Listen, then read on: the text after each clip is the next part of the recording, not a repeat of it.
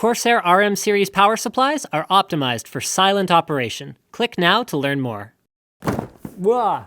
Welcome to my unboxing of the Asus X79 Deluxe. Yes, they have changed their naming scheme, which isn't the only thing that they've changed about this X79 board. It's LGA 2011, which means it's not going to work with the latest Haswell processors, but it will work with the latest Ivy Bridge E processors. So that is quad-core and 6-core processors on the 2011 platform, even the all-new 4960X Extreme Edition. So what makes the new X79 Deluxe different from the older P9 X79 Deluxe? Well, mostly it comes down to updating the feature set, because there's actually been a couple of board technology refreshes on the consumer side. So that is on the LGA 11.5X line of boards since Asus originally launched the P9 X79 Deluxe, so it's gotten a little bit long in the tooth.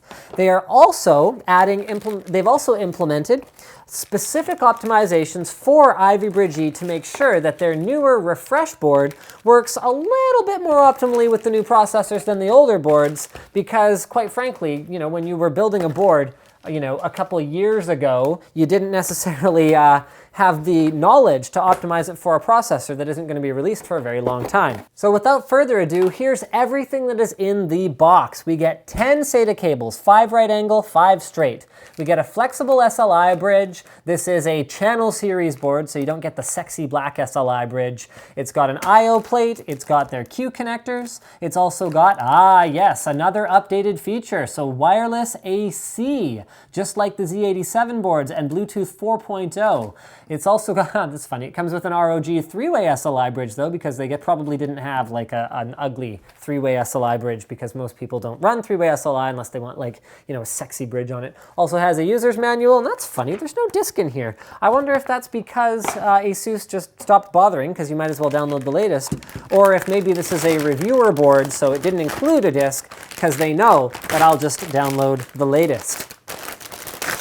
All right, now the board itself. Just like the Z87 boards, it's been updated with their new black and gold color scheme, which on this particular one actually looks quite sharp. The power delivery system not only looks better, but it's also been completely overhauled with superior performing components, including new inductors, new MOSFET and driver power stages, and, this is important because as Intel moves the manufacturing process down, so going from Sandy Bridge E to Ivy Bridge E, operating voltage goes down, so tolerances actually get tighter as you go. They've also added their new T topology, so new DRAM topology, which basically amounts to how the traces are connected to the pins on the CPU, because that's where the memory controller is these days, for better performance. Now, when you couple that with the fact that Ivy Bridge E has a much stronger memory controller than Sandy Bridge E, you should be seeing better memory speeds on this platform than you got on previous edition boards and running the previous edition processors. In terms of the overall layout, we've got our 8-pin connector in its ideal location along the top left. We've got our 24-pin connector on the top right edge in its ideal location. The MemOK button is also here. This is important if you're running sort of high-spec memory and you want to make sure that it posts long enough to actually set up the memory the way you want it to run, just in case it doesn't post. It's less of an issue these days, but it's good to have just in case. You've also got your USB 3 front panel connector in its optimal location, but I would prefer to see a right angle connector if they could arrange that. 12 SATA ports, okay? So 2 of which are SATA 3 6 gigabit per second running off the Intel controller, 4 of which are SATA 2 3 gigabit per second running off the Intel controller, and the rest of them are running off of a new generation third-party controller. So Asus is using one that has a PCIe Gen 2 link, which means better overall throughput. It also supports their latest SSD caching, which allows an unlimited size SSD to cache your mechanical storage, which is great because Intel RST only allows up to a 60 gig SSD for that. In fact, you can even use 3 separate SSDs to cache your mechanical volumes, which is very, very cool. So there's a lot of connectivity options here.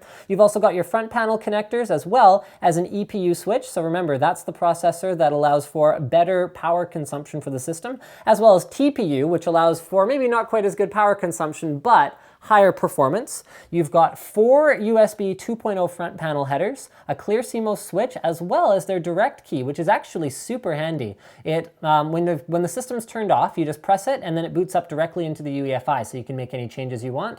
Onboard reset and power switches, as well as a post indicator, which makes this a pretty feature-rich board, even from an overclocking or operating outside of a case standpoint, which isn't necessarily its intended market. The PCI Express lanes are distributed in pretty much the normal way, so there's no funny switching going on with, PLX switches or anything like that. So basically what you see is what you get. Remember, there's 40 lanes available, and with the new Ivy Bridge eCPUs and an optimized board and optimized components, you can run at PCIe 3.0 speed. So the top one is a PCIe 16X slot, followed by a 1X, a 16X that is wired for 8, a 16X that is wired for 8, a 16X that is wired for 16, and a 1X. So the way that these are going to run is they can run in 16X, 16X in the gray slots, or can split up to 8X, 8X, 8X, 8X if you wanted to run a 4-way SLI or crossfire configuration. However, the bad news about that is because of the spacing, it's not really optimized for it. It's only got 6 PCI expansion slots,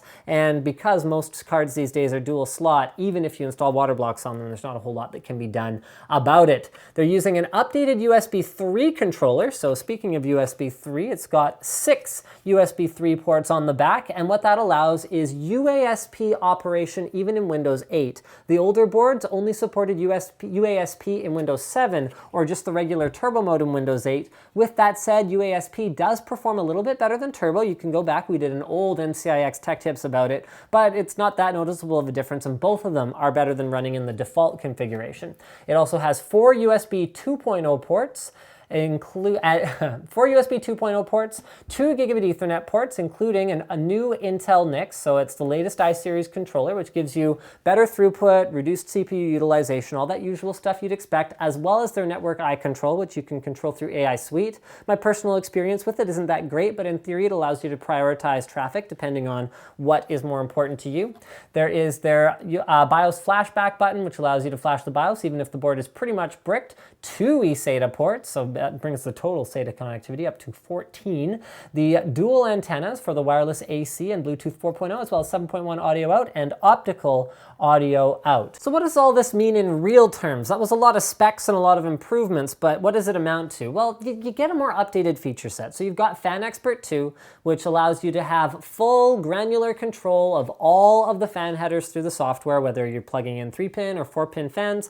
In fact, there are 6 fan headers, 1, 2, 3, 4, 5, and 6 located all around the board. You get their, of course, most modern UEFI implementation, and you get just generally better overall operations. So Asus is saying that the auto-tuning, which actually is excellent, their board's auto-tuning is outstanding. It's better than a one-touch overclock that just loads a profile. It actually runs through and tunes the different components. They're saying with their auto-tuning, they're seeing overclocks around up to 4.6, 4.7 gigahertz, and RAM overclocks up to 2133 running 64 gig configurations, or up to 2400 megahertz in lower density configurations. This is all automatic tuning.